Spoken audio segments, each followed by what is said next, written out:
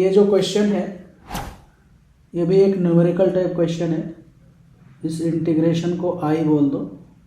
I equals to integration from -π/2 से +π/2 8√2 cos x upon 1 plus e raise to sine x 1 plus sine raise to 4x dx। इसको equation number 1 बोल दिया। अब इसमें king rule use कर दो। Using king rule.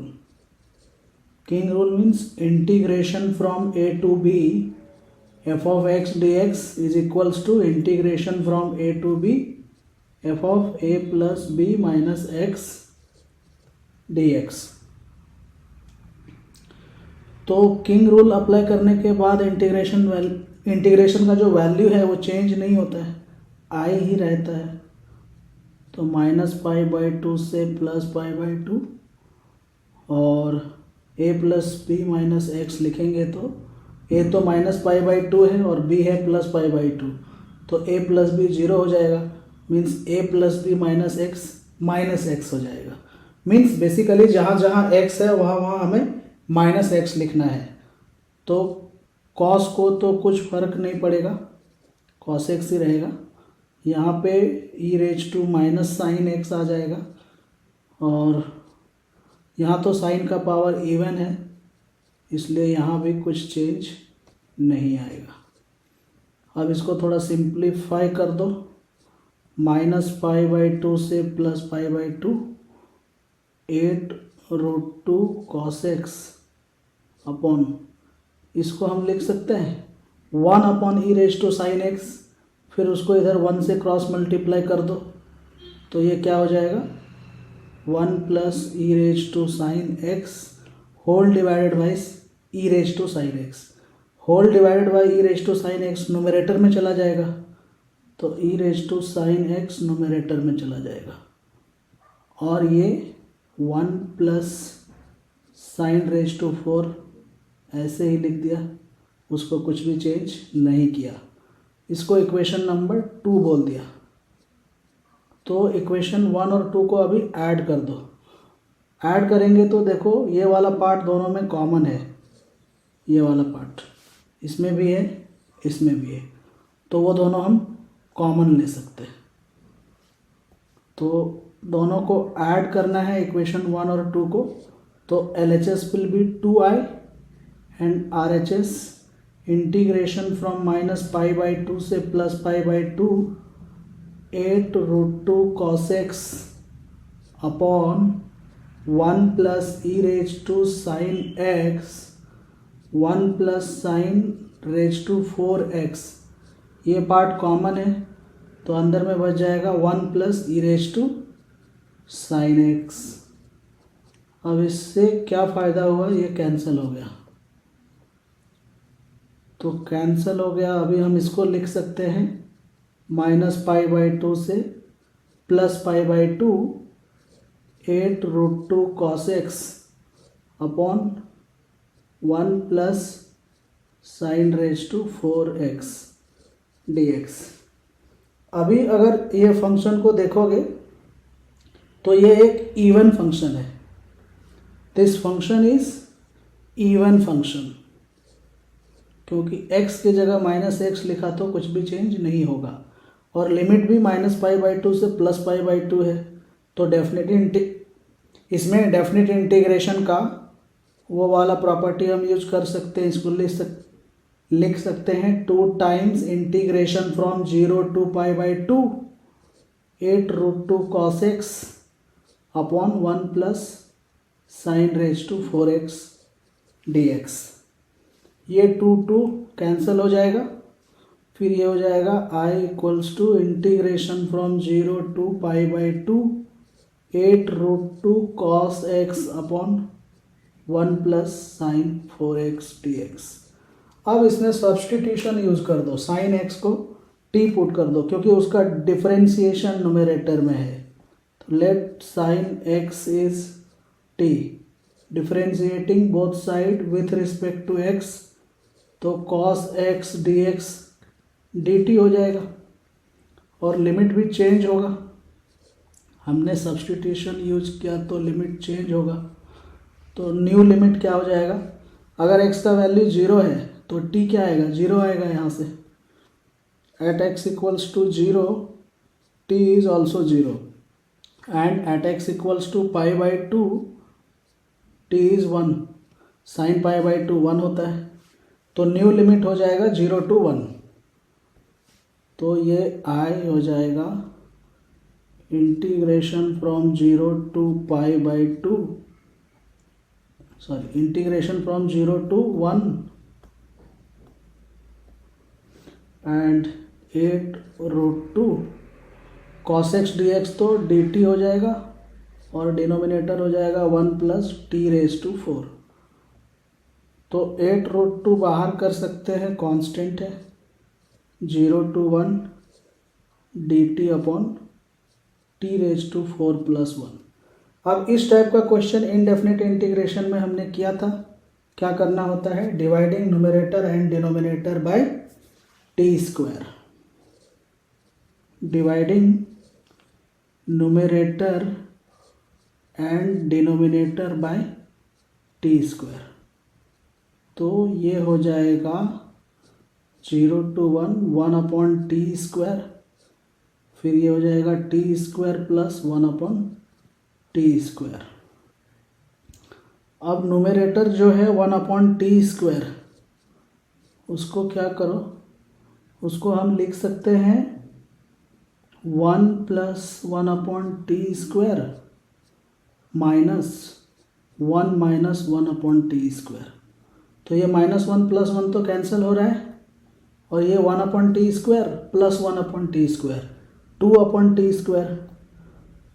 मतलब यहाँ 1/t² था, अभी ये 2/t² हो गया, मतलब एक 2 एक्स्ट्रा आ गया तो 2 से यहाँ डिवाइड कर दो, हो गया एडजस्ट। और डिनोमिनेटर को t² + 1/t² रहने दो। अब क्या करो, ये हो जाएगा 4√2।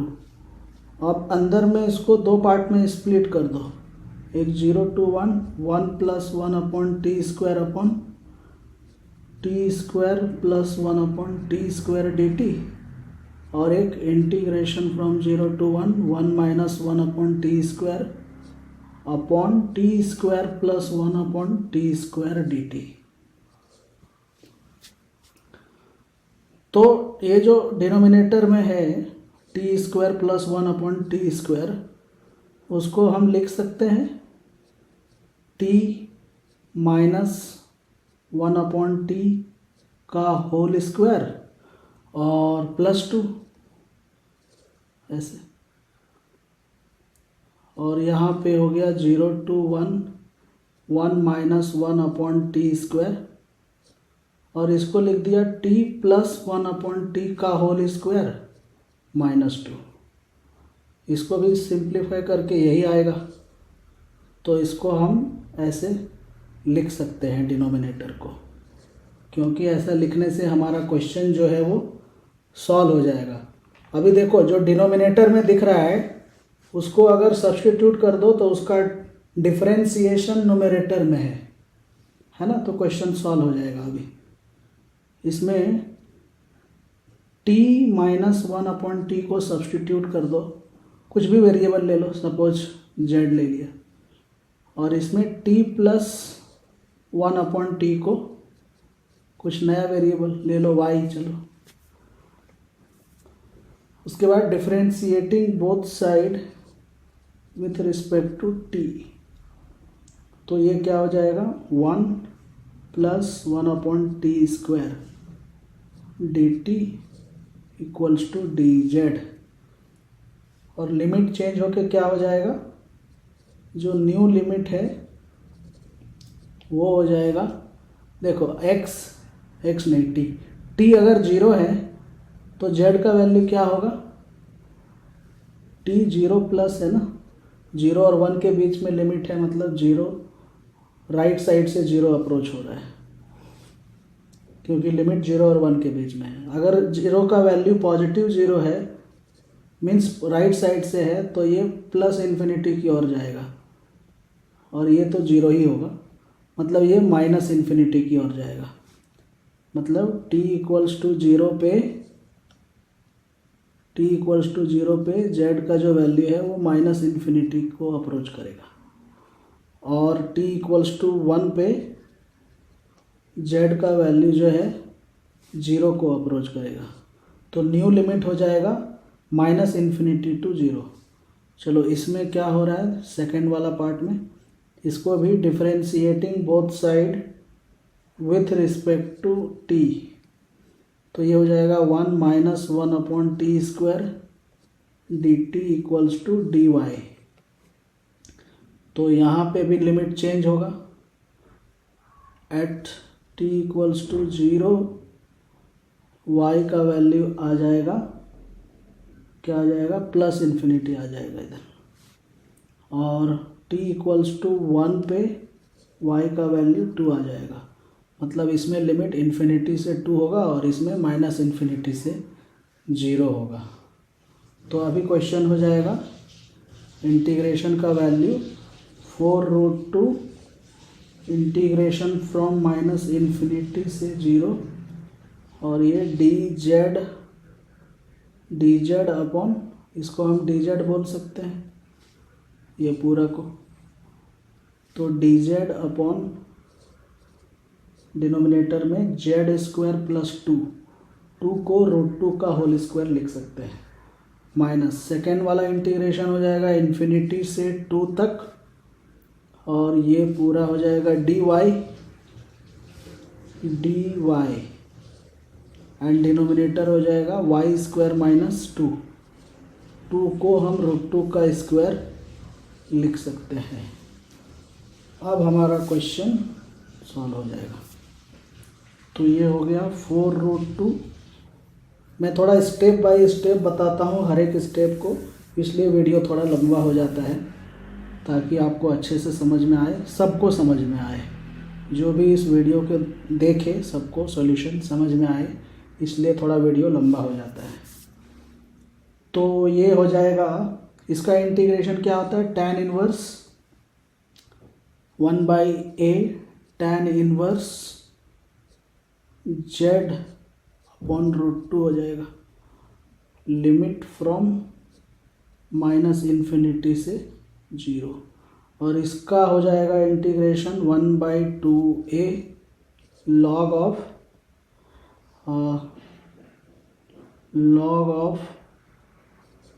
y minus √2 upon y plus √2।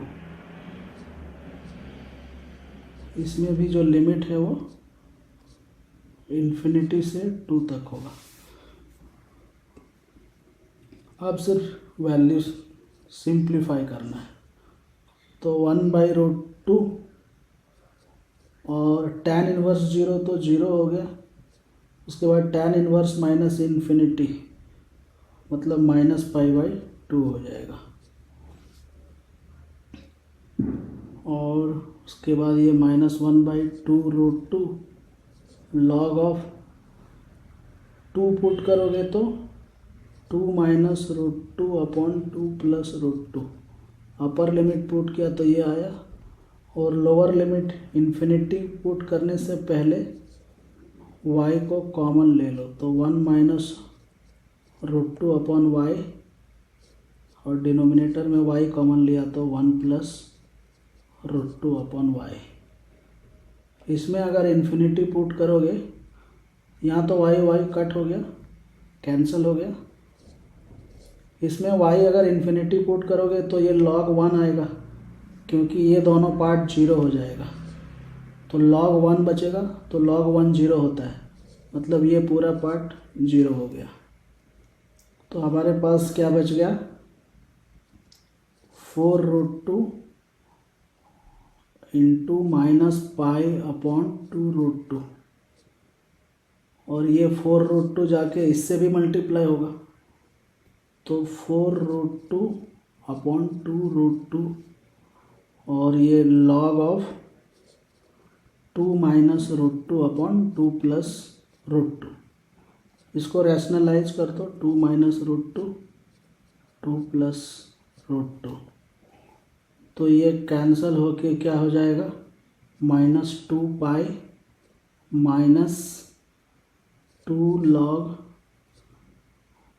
ये 2 माइनस रूट 2 का होल स्क्वायर हो जाएगा, मतलब ये हो जाएगा 4 plus 2 minus 4 root 2 upon 4 minus 2 2, तो ये हो गया -2 पाई इंटीग्रेशन का वैल्यू -2 लॉग 3 माइनस 2 रूट 2। ये माइनस साइन जो है -1 लॉग का आर्ग्यूमेंट का पावर में चला जाएगा इधर, -1 मतलब उसको रेसिप्रोकल कर देगा, तो यहाँ हमने माइनस हटा दिया और इधर ले गया 3 माइनस 2 रूट 2 का पावर में, तो ये हो जाएगा -2 pi plus 2 log 1 upon 3 minus 2 root 2, ऐसा हो जाएगा। इसको रैशनलाइज कर दो, मतलब 3 प्लस ये 3 माइनस 2 रूट 2 है, इसको मल्टीप्लाई डिवाइड कर दो 3 प्लस 2 रूट 2 से, तो ये हो जाएगा -2 pi plus 2 log 3 plus 2 root 2 numerator हो जाएगा और डिनोमिनेटर 9 माइनस 8 1 हो जाएगा, मतलब 3 प्लस 2 रूट 2 हो जाएगा। अब क्वेश्चन में बोला गया है कि ये जो इंटीग्रेशन है इसका वैल्यू है a पाई अल्फ़ा पाई, ए या अल्फ़ा कुछ तो दिया था, क्या लिया है, अल्फ़ा है, तो इसका इंटीग्रेशन क्वेश्चन में दिया है कि alpha pi plus beta ln बोलो या log e बोलो एक ही बात है, 3 प्लस 2 रूट 2, तो दोनों को कंपेयर करो तो अल्फ़ा का वैल्यू -2 आया है और बीटा का वैल्यू +2 आया है, तो alpha is -2, beta is +2। Question में पूछा है alpha square plus beta square का वैल्यू, तो 4 + 4 = 8, आंसर यही हो गया।